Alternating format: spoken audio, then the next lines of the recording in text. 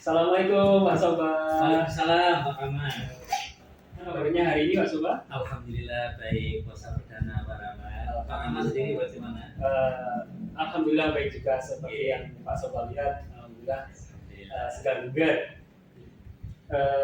Sesuai dengan janji kita kemarin Pak Sobat, bahwa hari ini saya akan mengamati Pak Sobat melakukan kegiatan kucing dengan salah satu rekan Pak Sobat yang tentunya disebut coaching. Oke, ya betul Pak Rahmat. Baik Pak Sobat, dalam kegiatan coaching nanti tentunya Pak Sobat menggunakan alur kita ya, yang yang tujuan, identifikasi, terus rencana dan tanggung jawab. Terus ya, yang mana dari tujuan, identifikasi, rencana aksi dan tanggung jawab itu ya tadi ya. Sebelumnya ada beberapa hal yang akan saya sampaikan ke Pak Sobat terkait dengan rubrik penilaian ya, yang kita akan gunakan nantinya dalam melakukan coaching. Ya baik. Baik Pak Sobat, kalau begitu nanti kita akan menggunakan 4 kriteria ya Pak Sobat ya, kurang baik, terus cukup baik, baik dan sangat baik.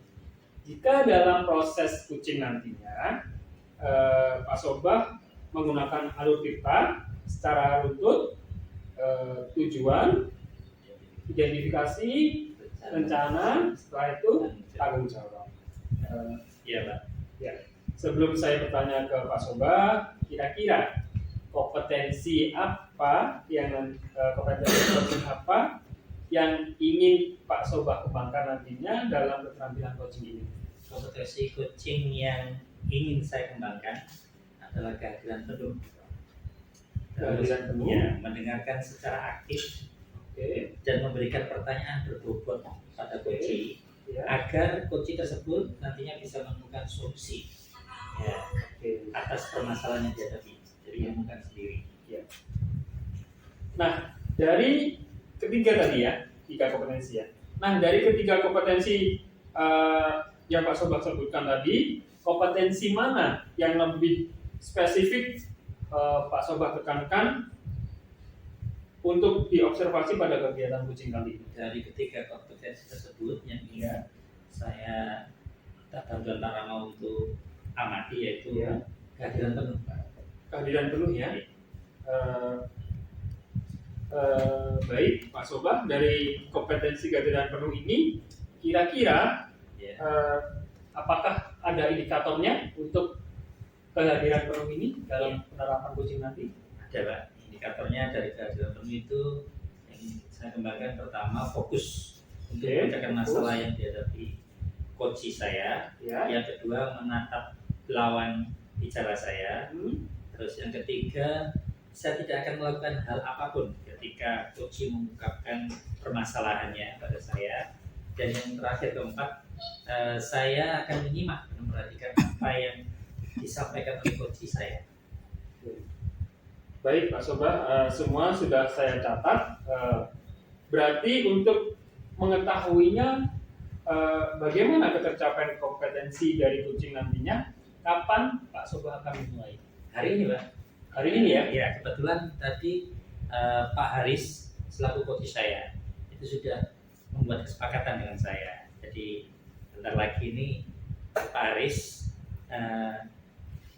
masuk ke ruang ini dan Pak Rama bisa mengamati kegiatan coaching. Oke. Baik Pak Sobat, jadi setelah ini saya akan mengamati kegiatan coaching yang Pak Sobat, siapa tadi? Pak Haris ya? Pak Haris lakukan. Kemudian nanti saya akan menyampaikan ketercapaian dari kompetensi yang ingin Pak Sobat kembangkan pada kegiatan pasca observasi. Oke. Assalamualaikum warahmatullahi wabarakatuh. Waalaikumsalam Pak Haris. Silakan duduk Pak Haris. Oke. Pak Rama, ini Pak Haris selaku coach saya yang akan sharing permasalahannya kali ini, tentang apa yang kendala yang dihadapi beliau. pembelajaran. Oke. Mari bisa dimulai diskusi coachingnya. Oke. Sesuai dengan kesepakatan kita Pak Aris kemarin ya, untuk kita ngobrol hari ini, kira-kira apa yang akan dibicarakan nih Pak Aris kok terlihat berbeda ya orangnya? Tahu aja Pak Soba.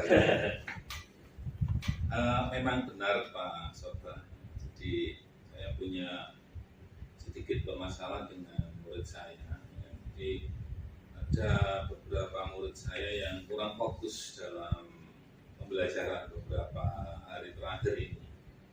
Itu Pak Soba yang saya rasakan. Oh, begitu Pak Aris. Ada sedikit permasalahan ya? Iya, ada sedikit masalah. Tentang murid yang kurang fokus saat pembelajaran. Coba Pak Aris ceritakan kondisi murid Pak Aris saat ini. Begini Pak Soba, jadi murid saya ini akhir-akhir ini ketika saya masuk di pembelajarannya, anak ini suka bikin gaduh, ya, bikin rame, sehingga membuat teman-teman yang lainnya juga tidak bisa mengikuti pembelajaran secara penuh karena anak ini. Jadi anak ini saya harus mengatasinya dengan beberapa hal. Kadang-kadang memang ini yang saya sebut sebagai pembuat masalah. Jadi murid Pak Aris ada yang pembuat masalah itu ya? Iya, betul. Sehingga membuat yang lain tidak fokus. Betul. Oke, dari percakapan ini nanti apa yang Pak Aris ingin harapkan terjadi? Saya berharap setelah kita diskusi ini, ngobrol-ngobrol ini, saya bisa menemukan solusi di mana anak murid saya yang kurang fokus ini bisa lebih fokus lagi, kemudian bisa tenang, tidak mau mengganggu teman-temannya lagi, sehingga pembelajaran kami akan berlangsung lebih kondusif lagi dari biasanya. Ya, bisa saya tangkap. Jadi di akhir percakapan kita nanti ini Pak Aris berharap agar murid yang kurang fokus dan cenderung mengganggu temannya, Iya. untuk tidak fokus juga itu Betul. bisa terselesaikan. Oke, baik Pak Aris. Sebelumnya saya ingin tahu bagaimana kondisi sebenarnya murid Pak Aris itu, kalau ceritakan Pak Aris.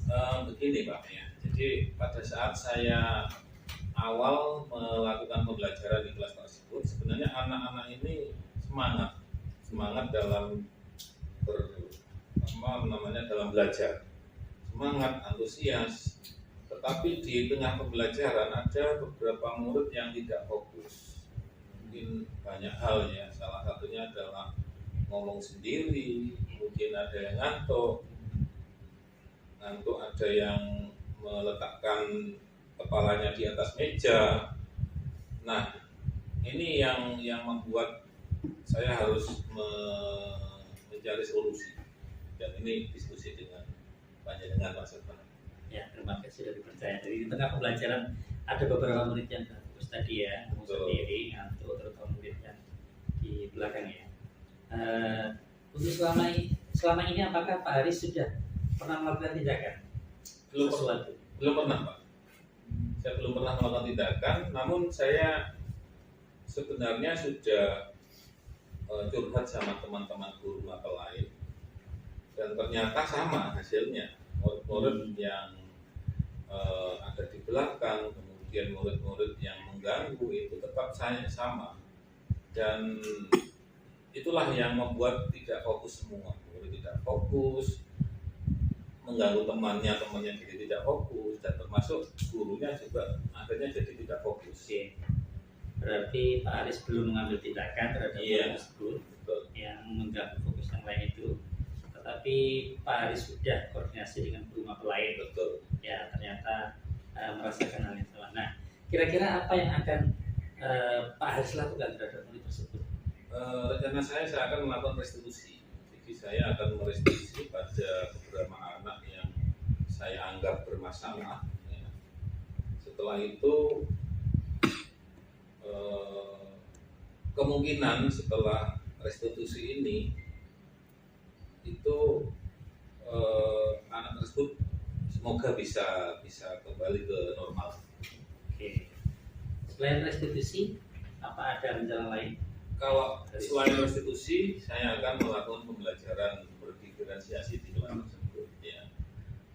Jadi dua hal yang akan saya lakukan. Yang pertama akan melakukan restitusi, kemudian yang kedua saya akan melakukan pembelajaran yang berdiferensiasi. Ya, rencana yang bagus sekali itu Pak. Restitusi dan pembelajaran berdiferensiasi. Kira-kira pembelajaran berdiferensiasi yang bagaimana yang akan Bapak Haris terapkan? Saya akan melakukan pembelajaran berdiferensiasi. Yang pertama tentang kesiapan belajar anak itu akan saya lakukan. Kemudian yang kedua di dalam proses pembelajaran berdiferensiasi jelas nanti dasarnya adalah berdasarkan diferensiasi konten, kemudian berdiferensiasi produk dan berdiferensiasi proses. Nanti begitu arahnya Pak. Oke, berarti Pak Haris nanti sebelum pembelajaran berdiferensi melakukan tes diagnostik terlebih dahulu ya, dengan tanya atau survei. Terus nanti setelah dapat datanya tentang kesiapan belajar murid, minat murid dan profil belajar murid ya, nanti Pak Haris langkah yang akan ditempuh nanti apa?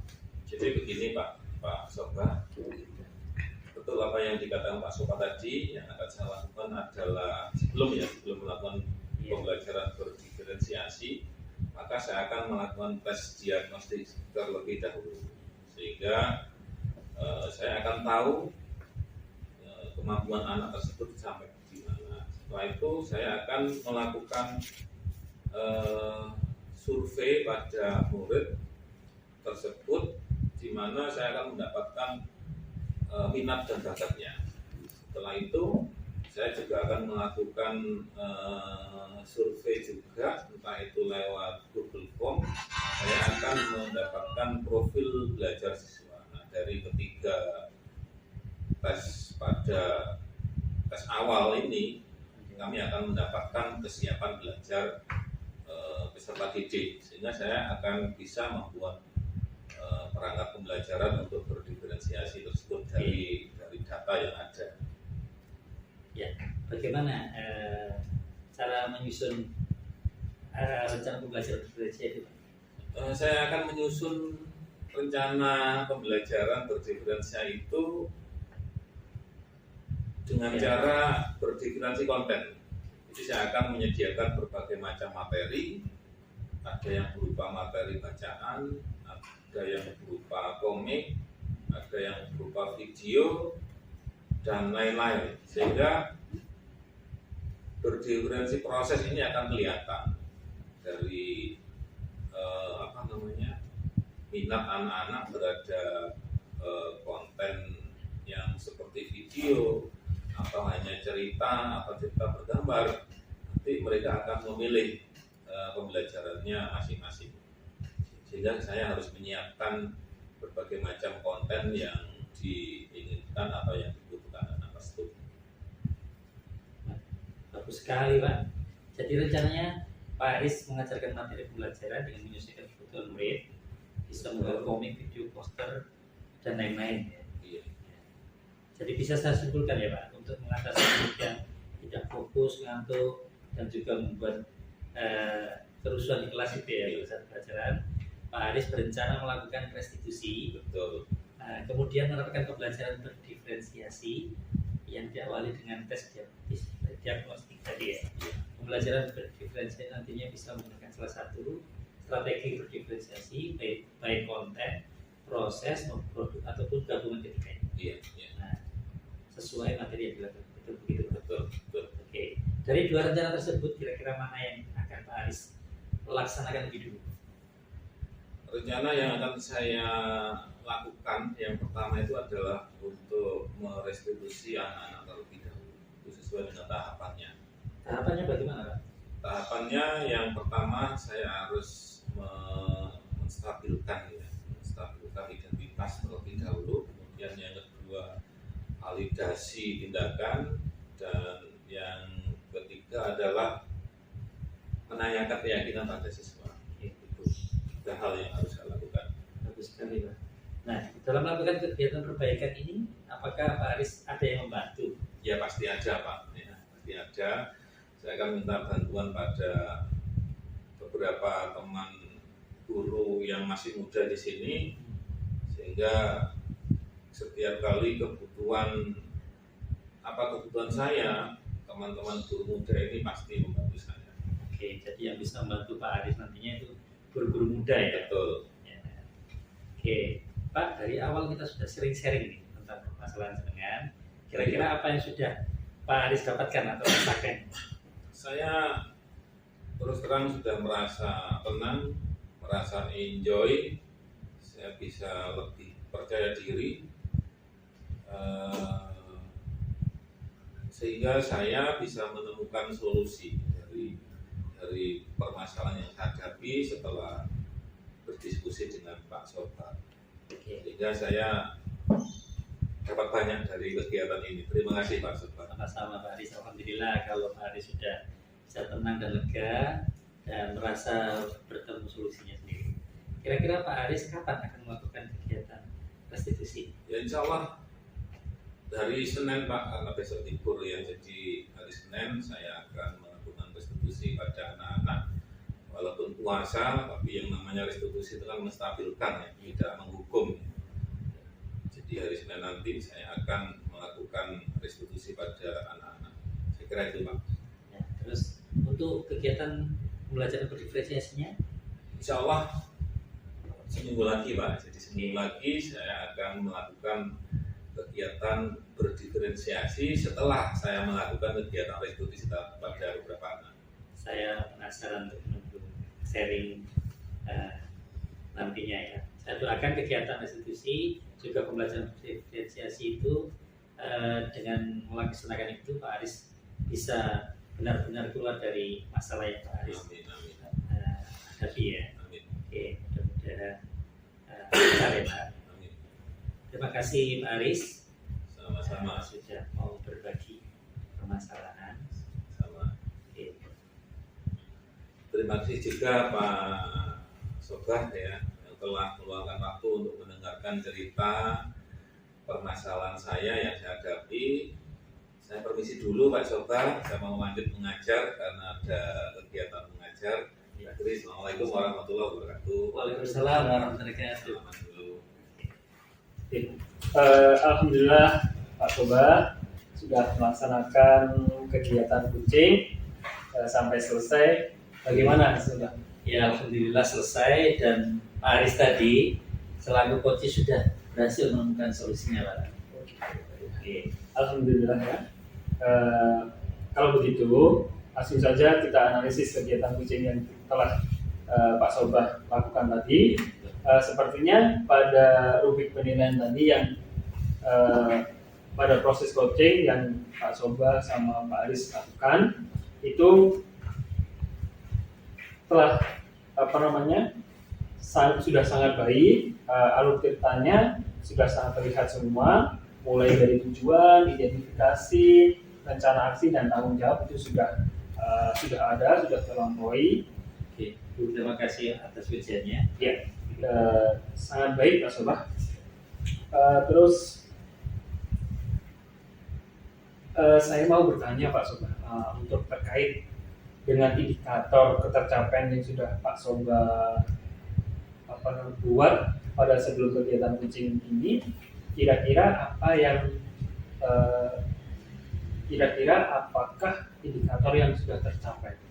Ya, seperti yang sudah saya sebutkan sebelum kegiatan coaching tadi, ya, saya ingin mengembangkan kompetensi saya untuk entrepreneur. Nah, tadi yang saya sudah usahakan adalah fokus selama proses coaching tadi, fokus menggali, identifikasi sampai pada pemecahan masalah yang dialami Pak Aris selaku coaching. Saya sudah mendengarkan menu apa yang dibicarakan coaching, saya menanggapi semua pernyataan yang diungkapkan coaching, dan saya tidak melakukan hal lain. Ya, ketika coaching bercerita pada saya hanya fokus. Oke, baik Pak Sobat. Tadi saya sudah melihat dengan seksama, dengan baik, dan memperhatikan waktu Pak Sobat sedang melakukan coaching dengan Pak Aris tadi. Pak Sobat selaku coach sudah sangat baik dalam bertindak, sudah sangat bagus saat kegiatan coaching tadi. Sudah hadir penuh mendengarkan dengan aktif serta memberikan pertanyaan yang berbobot pada kucing. Bagus sekali, sangat saya apresiasi kegiatan kucing hari ini. Oke, terima kasih Pak Rama atas apresiasinya dan juga benar bagus kepada saya. Sama-sama Pak Sobah. Nah, kegiatan kucing kita sudah berakhir. Kira-kira rencana Pak Sobah ke depan, rencana kompetensi mana yang akan Pak Sobah ini kembangkan lagi untuk ke depan? Kompetensi kucing yang ingin saya kembangkan, karena menurut saya membuat pertanyaannya berbobot sulit Pak. Jadi kedepannya saya ingin ada pengamatan pada proses coaching saya ketika membuat pertanyaan berbobot Pak. Sehingga coach itu bisa lebih mengeluarkan ide yang dapat menyelesaikan permasalahannya sendiri dengan tepat dan cepat.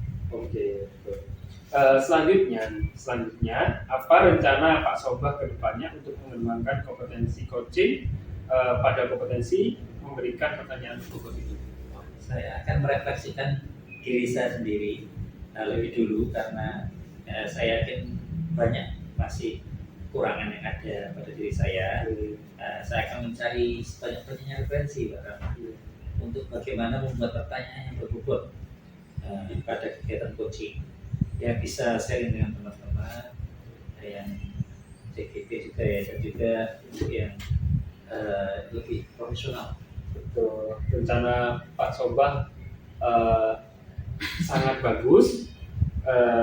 Saya doakan semoga rencana Pak Sobah kedepannya ini bisa terlaksana sesuai dengan harapan Pak Sobah. Amin.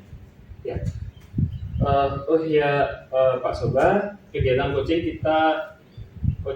tidak harus diterapkan pada rekan sejawat saja, tapi nanti Pak Sobah juga bisa menerapkan kegiatan coaching ini pada murid Pak Sobah. Apakah Pak Sobah siap ya? Ya, siap Pak Rama. Insya Allah bila ada teman yang butuhkan sharing permasalahan seperti Pak Aris tadi, saya akan siap mendengarkan dan membantunya. Begitu juga ketika ada murid yang butuh coaching dari saya, insya Allah saya siap membantu. Sangat bagus sekali Pak Sobah. Sepertinya bincang-bincang kita ini sudah di titik akhir Pak Sobah ya.